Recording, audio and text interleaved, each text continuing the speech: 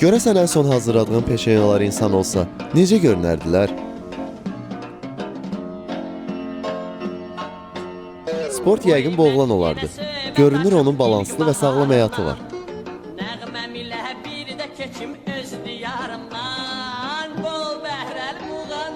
Bu nənə də Ramaşka kimi şirin və sevgi doludur.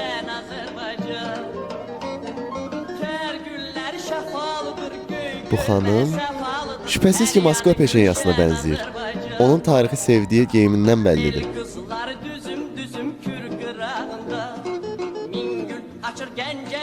Yubiley bu şirin ailə kimidir.